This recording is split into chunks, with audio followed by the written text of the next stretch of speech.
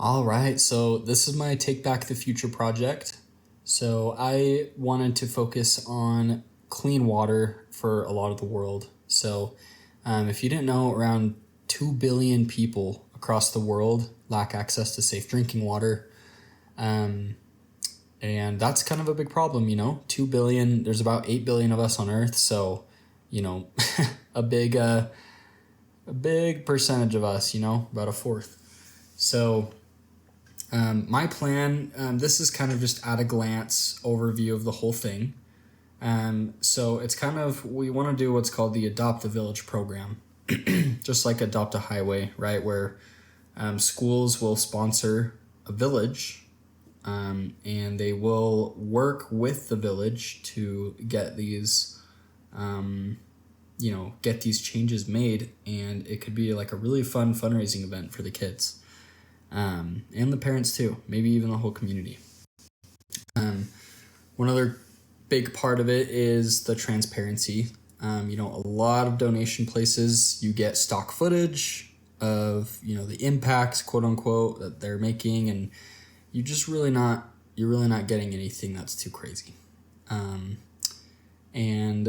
I think the third best part about this is that, with youth becoming the change makers, that's got to have a lasting impact. Definitely people will, if they in their class can help to fundraise money to help a village get water, and they can see that video and everything, I mean, that's just setting them up for success in life. If you're making changes while you're young and seeing the impacts you can have, real world impacts you can have in the world, I think that's a big deal. I think that's pretty awesome for the kids.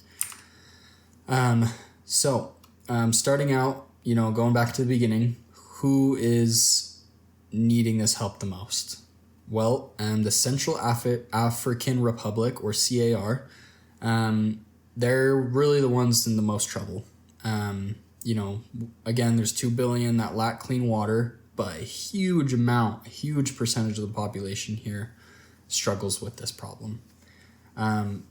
There's been progress. I'm sure you've seen online different types of charities, fundraisers, and organizations and things that, promise to help people in Africa, and that's awesome. And I think they're all making really good progress, and they're kind of the cornerstone of this whole project.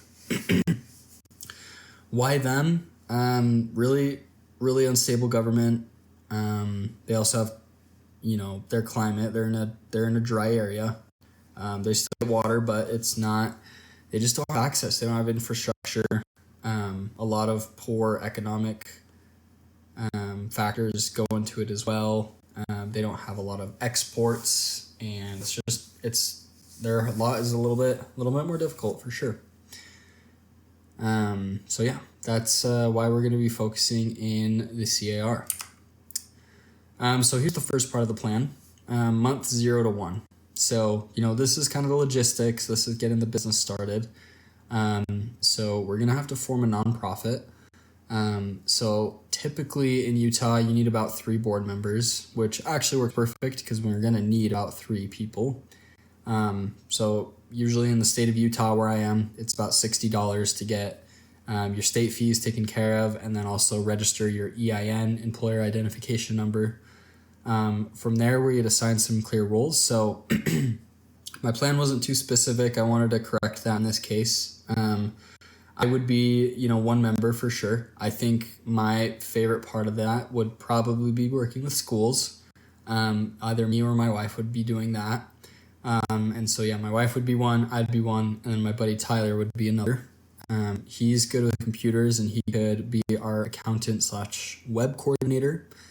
And then I would also probably like to outsource the storytelling, honestly. So a little bit of a change in the plan, but I'd like to work with the schools directly, obviously work with our coordinator, our engineers in Africa. But again, I want to live in the US. I don't want to live in Africa. And I think we could find someone that we could hire to, film and document all these amazing things happening.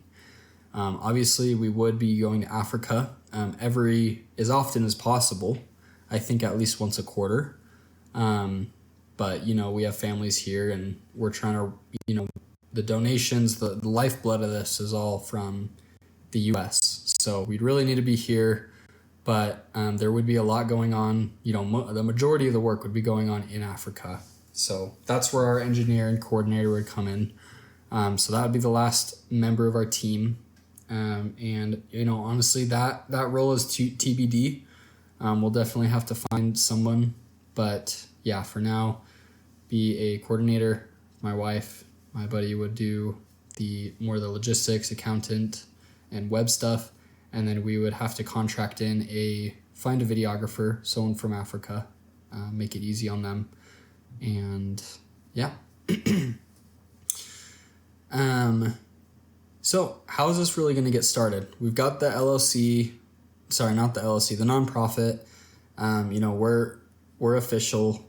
Now it just really begins with getting our first school to contract with us. So I would go to schools, I would work with them and say, hey, we would love to work with your school to do this super powerful, impactful program, and try to just do that with the schools to see, what they can do, as far as, the setup, making sure, the teachers are on board, the students, and maybe even the parents, if some consent forms need to be signed for whatever reason to go out and do fundraisers and all that. So yeah, that's where we'd start small, we'd build up, we'd try to find, a good structure, a good setup for all of that. And once we're, got one or two schools locked in, we'd begin to get our fundraising going. So from there, we would talk to the schools. We would set savings goals. We would basically start out with a sweet video showing them like a very impactful video of a past project. And obviously we'd have to do our first in order to get this video, but just showing, hey, your school has the opportunity to bless the lives of hundreds or even thousands of people in a place you've never met. You guys will be in charge of setting a goal. And with that goal, you guys will go out and as a class, as a school, however you guys decide, we're going to accomplish that savings goal. And we're going to help people build wells and dispense chlorine tablets and other life-saving measures, not just with water, in Africa. And, our partner teams on the ground, that would be us, actually. The partner teams that would be in the local villages. They'd help us working with us here, right? Because we would want the project to already be funded before they start in Africa. So that way, if the students, for whatever reason, they can't get their goal quite there, or they get their goal, but it's, their goal that they set wasn't quite, on par of what the expenses will be. Well, hopefully we will have funded it through other sources, through advertisements and hoping to set up a YouTube channel and all that. Hopefully far in advance so that we don't have to rely solely on the school. So it's just kind of a rotating, some might call it a Ponzi scheme setup, it seems kind of like that, but, we got to have kind of a little bit of cushion, right? A little bit of safety net there. And the fun part about that is, the school, every week they're checking in, they're having an assembly about it, whatever. They will get videos every week that our team will develop for them showing, oh my gosh, you guys earned $1,500 in one day. Maybe they do that one day. We're going to show them, hey, we bought this amount of materials with that money and this and that. And, today we started drilling on the well. And, we're about halfway done already. Cool stuff like that. They get to see the progress. They get to be a part of it. They're involved. They're seeing their money, their changes being affected in real time. Well, eventually they're going to end up finishing the project. And I think this could be the most powerful, the climax, the pinnacle of the whole thing, right? When the water flows, we stream it live to the sponsored class. The awesome thing is, they're a couple hours ahead of us in time. But the good news is we can, if school hours permit and they do it kind of later in the day, we could 100% overlap and do a real-time live stream event of the water flowing. So that could be really cool. Couple extra things. There'd be local plaques, right? So that would be, we'd set up a little plaque at the village, kind of like a memorial almost. Just showing, once the well's finalized, showing all the names of those that contributed. I think that'd be really special for the kids and for the village to remember, who brought this well. Some strangers in a foreign land far away are, supporting them and they care about them. We'd finish up the taps, finish up the seals, make sure it's, it's got good longevity, it's got, it's structurally sound and all that with our team. And from there, we would just celebrate. It'd be a big party. It'd be really fun for the village, really fun for the kids, and I think just be really life-changing. So this goes back to the adoptive village, right? Just talking a little bit more about that, the overall idea. We've already kind of gone over this, but I think one of the most impactful parts of this is the ownership and responsibility it creates. Kids don't get a lot of opportunities when they're young, I feel like, to take the reins on their own projects, to really, get their hands dirty and see what kind of changes they can really make in the real world, because so much stuff is so structured and so, done for them. You go to school, because you have to, your parents make you, it's not really something that they themselves chose to do. I think this thing could be really cool for them and a really good project. So anyway, just like Adopt a Village, we have an Adopt the Highway program in the US where, traditionally, if you're unfamiliar, you can put your company's sign on a highway or your organization, basically just saying, hey, this highway has been adopted by, XYZ company. And then that company will be in charge of maintaining it and making sure it's up to date and everything's good. And I think it's really special. If you adopt a village, you get to not only help them in the beginning, but throughout the years, also follow up, help them out. If the well breaks in the future, can we help them? Can we do more for them? This says number 2. I did just rearrange the slides a little bit. I just wanted to retouch on that point a little bit. So long-term vision, we've gotten some schools, we've hit some traction. Having a background in social media design and creation, I think I've been able to repeatedly, get the outreach pretty big, hopefully into the hundreds of thousands. And so I think this could be great.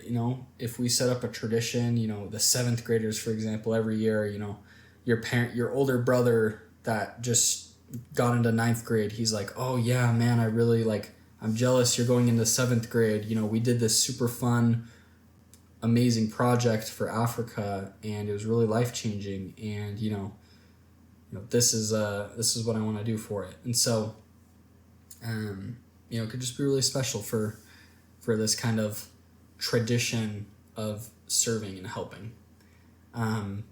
Good news about that, if we can get reoccurring things, then we can just keep helping villages by the same school every year. We can plan around it better. We can help, like I said in the beginning, we want to have that cushion, that buffer, so that one class alone isn't solely, like the success of the project isn't dependent solely on one village or on one class. I think it is sustainable if we just keep that process up. It could be a really cool partnership. And I guess my last thoughts are just stories drive impact, right? People connect with real lives, not just statistics. We give them weekly updates, videos, live stream, maybe even a video call. You can talk to the people in the village, if they speak a little bit of English, and do some, amazing connection there, instead of just donating some money and never seeing it again. Just want to focus on helping the students and helping the people in Africa. I think it's a mutually beneficial plan and project. And I love sharing, stories on social media because, again, we have the opportunity to share one thing that can reach millions of people. And even if those people don't do anything about it, maybe they share it and maybe it impacts someone that will do something about it and want to donate. So that could just have a really big impact. And empowering the future, right? Helping by showing kids their power to help, we can bring about a lifelong story of making change for these kids. And I think that's really the important part. We need, not only to teach a man to fish, or not to give a man a fish, but to teach a man to fish. If we can teach these kids that they really can make an impact, I think we can have a good impact on society. So that's pretty much all that I've got. And yeah, that should be it.